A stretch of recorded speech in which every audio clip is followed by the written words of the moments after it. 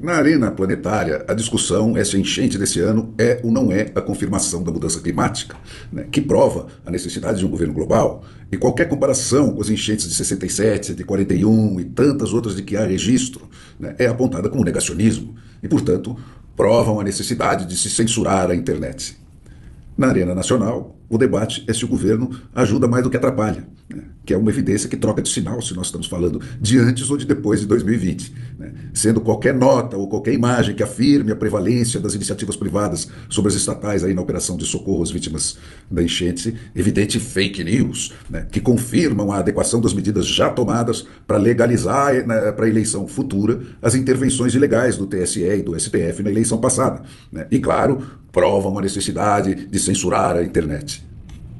Agora, se você sair da imprensa profissional, né, associada aí à democracia chinesada lulista, né, na campanha mundial para censurar a internet, né, e cair na imprensa a ser censurada pela internet, ainda é possível encontrar algum jornalismo.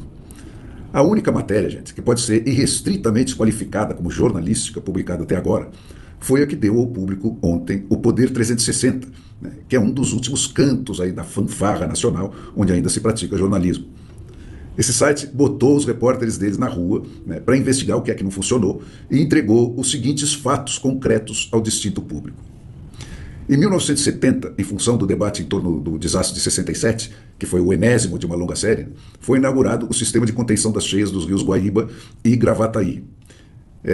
Esse sistema consiste no seguinte: um muro de concreto armado de 2.650 metros de extensão que margeia a Avenida Mauá e a borda lá daquele lago, né? 14 comportas de aço, metade delas ao longo desse muro, 23 casas de bombas, 68 quilômetros de diques de terra. Desses, 24 quilômetros são elevações que separam o rio das vias mais importantes da cidade, como a rodovia BR-290, né? E outros 44 quilômetros são de diques internos, erguidos nas margens dos arroios, dos riozinhos que atravessam a cidade. A matéria original do Poder 360 traz um mapa preciso da localização de cada um desses pontos. E daí por diante, gente, feita a obra monumental pelos custos monumentais de sempre, aconteceu o de sempre: o sucateamento ao longo de sucessivas gestões municipais e estaduais. Em 2021, quando tudo já estava para lá de gasto, foi investido 1,8 milhão de reais no sistema. E o número caiu para R$ 141.900 em 2022, gente. Nesse país que dá 16 bi para cantor fazer comício e 4,6 bi para político fazer campanha.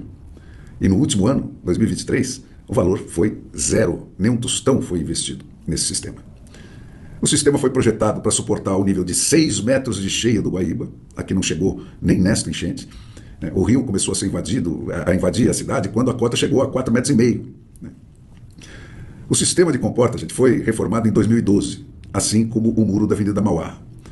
Puseram lá novos equipamentos que permitiam a abertura e o fechamento mecanizado dessas comportas. Mas a maioria dos motores foi roubada, né?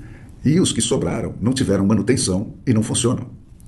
O fechamento de todas as comportas, antes dessa enchente, é manual.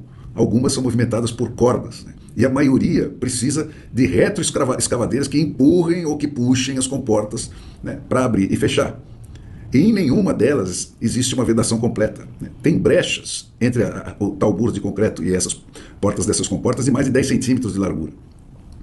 Tanto que no sufoco dessa enchente, eles tentaram a solução medieval, né, de encher aquilo de sacos de areia, que foi uma solução que fracassou 100%, obviamente, né? Então, o resultado, gente, é que das 23 bombas existentes, só 4 funcionaram nessa enchente. As comportas de aço foram fechadas quando a água começou a subir, mas das 14 existentes, 3 apresentaram falhas mais graves como vazamentos enormes, e a de número 14 simplesmente se rompeu.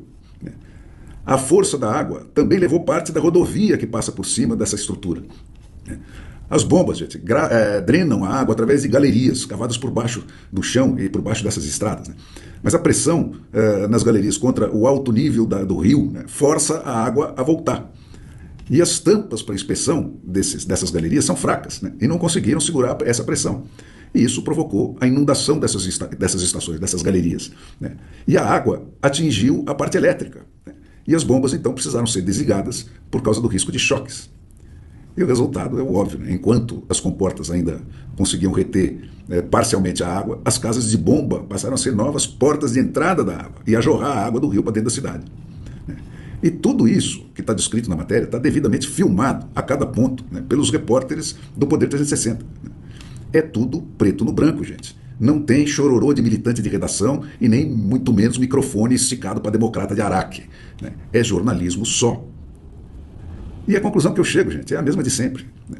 Não tem como evitar completamente esse cataclismos aí dessa proporção, mas é possível fazer muita coisa para reduzir os seus efeitos. Né? Como provam a Holanda, que tem uma grande extensão do seu território que foi tomada ao mar por um sistema de diques que nunca falhou. Né? Ou o Japão, com seus edifícios que resistem aí aos mais violentos terremotos do planeta. Mas luxos como esse, gente, só se materializam em países onde os políticos têm patrão. Né? E patrão dotado do poder de demitir esses políticos a qualquer momento e bani-los para sempre da carreira política. Nos países onde o caminho mais certo para subir na vida é se acumpliciar com a máfia, né, e saltar da nau dos explorados para a nau dos exploradores, né, a troco de ganhar uma isenção para todos sempre aí das tempestades da vida pela aquisição aí do direito especial a um emprego vitalício e não remunerado pelo merecimento, né, os manés vivem se afogando para que as excelências possam permanecer refesteladas nos seus berços esplêndidos.